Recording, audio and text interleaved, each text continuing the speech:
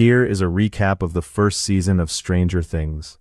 Filming began on September 25, 2015, and concluded in early 2016, with principal photography taking place in Atlanta, Georgia. 2 soundtrack albums were released in August, and the home video sets arrived in late 2017 for Region 1.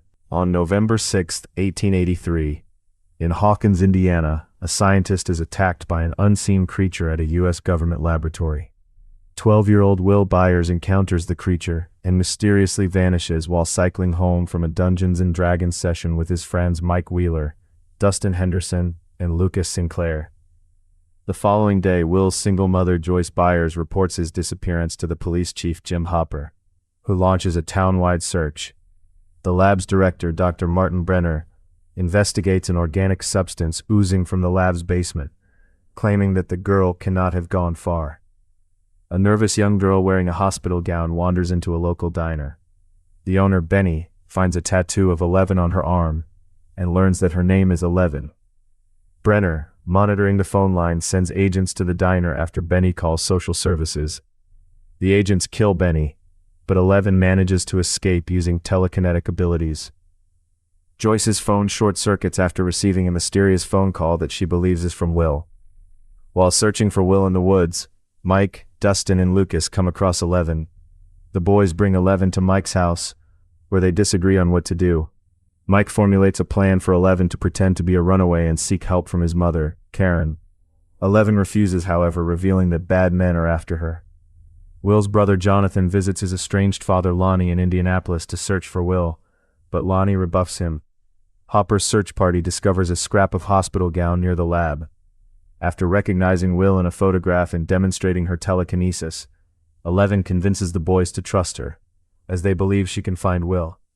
Using the Dungeons & Dragons board, 11 indicates that Will is on the upside-down side of the board and is being hunted by the Demogorgon, the creature. Mike's sister Nancy and her friend Barbara "Barb" Holland go to a party with Nancy's boyfriend Steve Harrington. Searching for Will near Steve's house, Jonathan secretly photographs the party. Joyce receives another call from Will, hears music playing from his stereo, and sees a creature coming through the wall. Left alone by the swimming pool, Barb is attacked by the Demogorgon and vanishes. Barb awakens in the Upside Down, a decaying, overgrown alternate dimension. She attempts to escape but is attacked by the Demogorgon. Joyce believes Will is communicating through pulses and light bulbs. Hopper visits Hawkins' lab, and the staff permits him to view doctored security footage from the night Will disappeared, leading Hopper to investigate Brenner and discover his involvement with Project MKUltra, and that a woman named Terry Ives alleged years earlier that Brenner took her daughter. 11 recalls Brenner, whom she calls Papa, punishing her for refusing to hurt a cat telekinetically. Steve destroys Jonathan's camera after discovering the photos from the party. Nancy later recovers a photo of Barb, simultaneously realizing that Barb is missing. Returning to Steve's house to investigate, Nancy finds Barb's untouched Volkswagen and encounters the Demogorgon, but manages to escape. Joyce paints an alphabetic board on her wall with Christmas lights, allowing Will to sign to her that he is right here, and that she needs to run as the Demogorgon comes through the wall. Believing 11 knows where Will is, the boys ask her to lead them to him. 11 leads them, to their frustration, to Will's house. From there they follow emergency vehicles to a nearby quarry, just as Will's body is recovered from the water. Joyce refuses to believe that the body found at the quarry is Will's. Mike feels betrayed by 11 until she proves that Will is still alive, channeling his voice through Mike's walkie-talkie. The boys theorize that 11 could use a ham radio at their school to communicate with Will.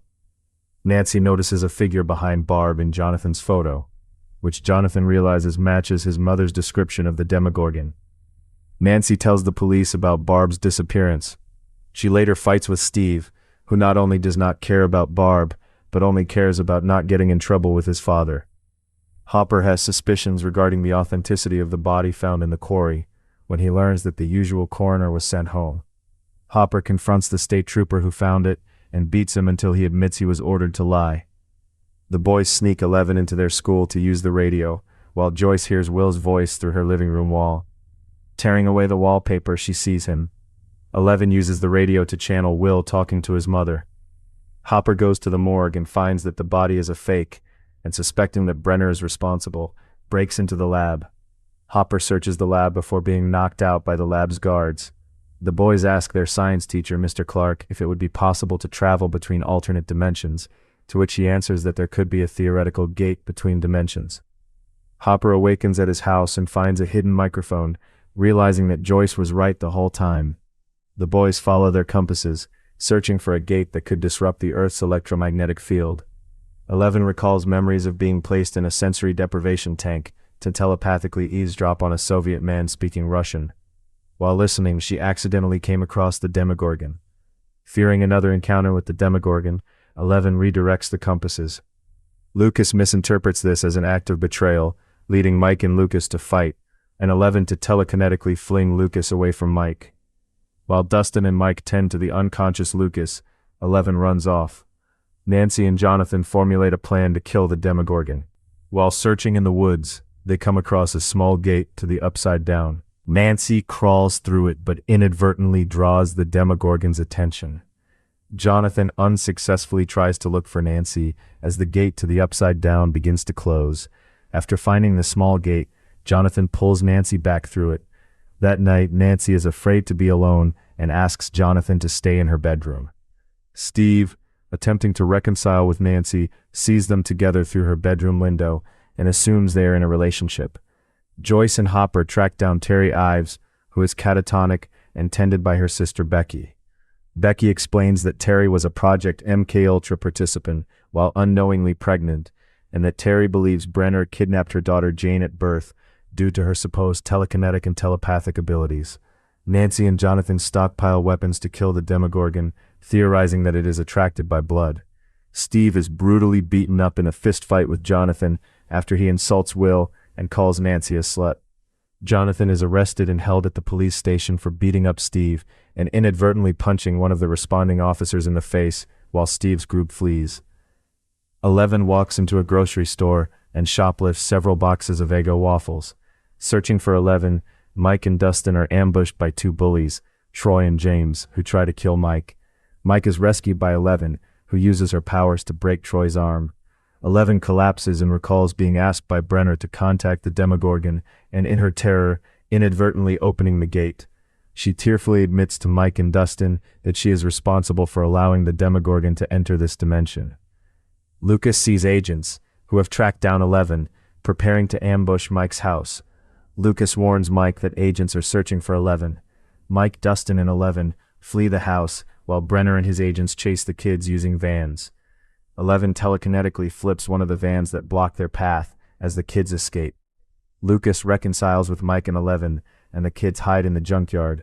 Nancy and Jonathan reveal their knowledge of the Demogorgon to Joyce and Hopper. Hopper learns from Troy that 11 is with the kids. The kids, teens, and adults all meet at the Byers' house, where Joyce and Hopper realize that 11 is Jane Ives. The group asks 11 to search for Will and Barb telepathically, but her earlier feats have weakened her. They break into the middle school and build a makeshift sensory deprivation tank to amplify 11's powers. After telepathically entering the Upside Down again, 11 finds Barb dead and Will alive, hiding in the upside-down version of his backyard fort. Realizing that the gate is in the basement of the lab, Hopper and Joyce break into the lab and are apprehended by security guards. Nancy and Jonathan sneak into the police station to retrieve the weapons they purchased previously, planning to lure and kill the Demogorgon. In the Upside Down, the Demogorgon breaks into Will's fort. Hopper, haunted by the death of his daughter Sarah from cancer years earlier, gives up 11's location to Brenner, who in exchange allows Hopper and Joyce to enter the Upside Down to rescue Will. Nancy and Jonathan cut their hands to attract the Demogorgon at the Byers' house.